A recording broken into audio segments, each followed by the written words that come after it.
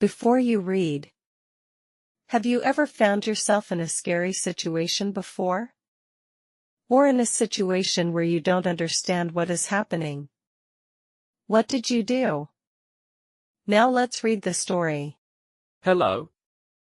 My name is Stevenson. This is my story.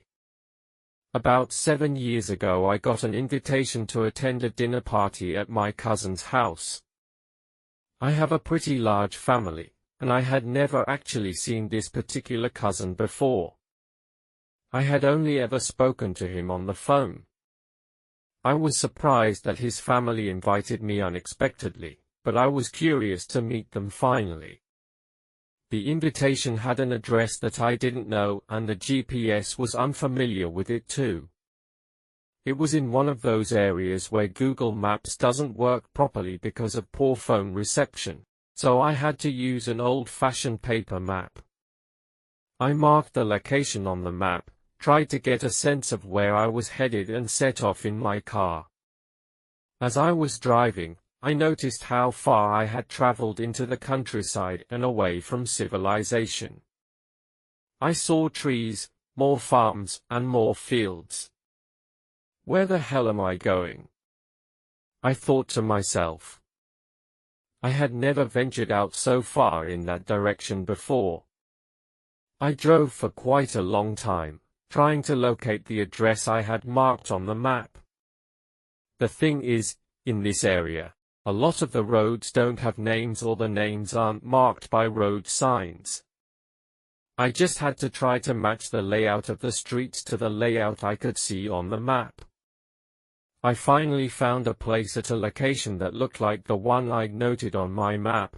I was pretty sure that this was the right spot. So I parked and got out of the car. Approaching the house, I noticed how dull and dreary it looked. It was completely covered in leaves, branches, and overgrown trees. This can't be it, I said to myself.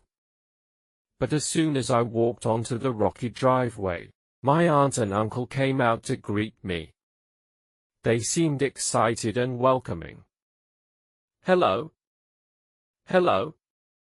Come in," they said. They were beckoning me inside and walking into the house. I asked where my cousin was, answering immediately.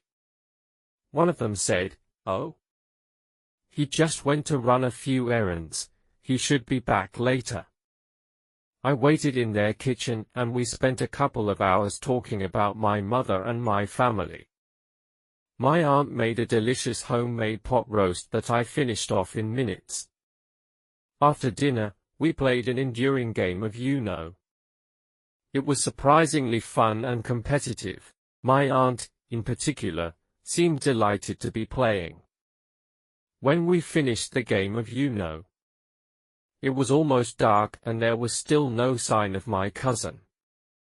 My aunt and uncle assured me that he'd be back anytime soon. Despite what they said, I decided that I had to leave.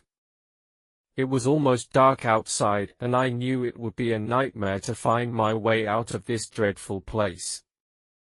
After sunset, with no street lights or road signs, my GPS just wasn't working. I asked my aunt and uncle the most efficient way to get to the highway.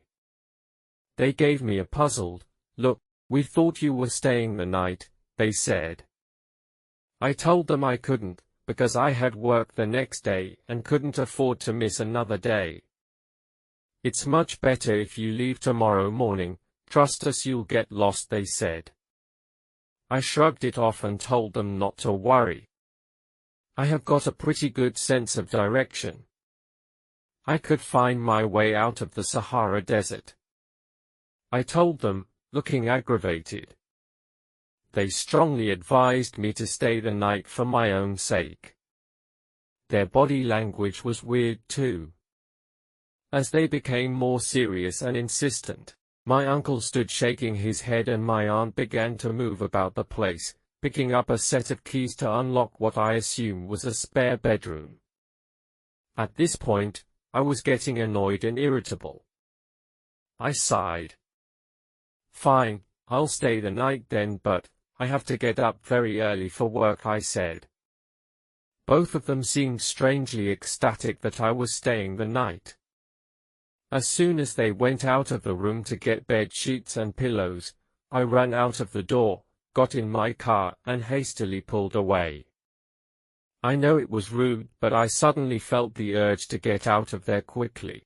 It seemed to take me ages, but I finally found my way back to the main highway and drove back through the night, wondering why my cousin had never turned up.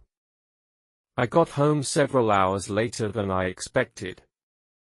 It was after midnight, and I didn't want to wake my parents up by climbing over my fence and entering the back door. I noticed that the kitchen lights were on as soon as I took my first step through the door. I saw my mom sitting there, looking impatient. "Where have you been?" she asked. "I was at Aunt Deborah's, as I told you," I replied. "Then why did she call saying you never arrived?" To this day, I still have no idea who I visited. Did you understand this story? What do you think? This story was a scary one because of what might have happened or what could have happened, or the fact that there are lots of unknown things. We don't know who these people were and why they were so enthusiastic about him being in their home and then staying the night, and why was the bedroom door locked with a key, and why was their behavior so odd. Some people sort of misunderstood what happened in this story. Some said that the guys went to the wrong house. Some other people said it was the right house, but they suspected that the aunt and uncle killed the cousin, put him in the pot, and gave him to eat. And I think the real aunt and uncle had been waiting for him the entire evening to arrive. He must have gone to another house, and who were these strange people, and why were they so keen for him to stay the night? So, friends, that's the story. What do you think? Do you think it's a true story? Do you have a strange or scary story? Share it with us, we would love to hear them. I hope you enjoyed this story. Like and subscribe to Go English Stories. See you in my next video.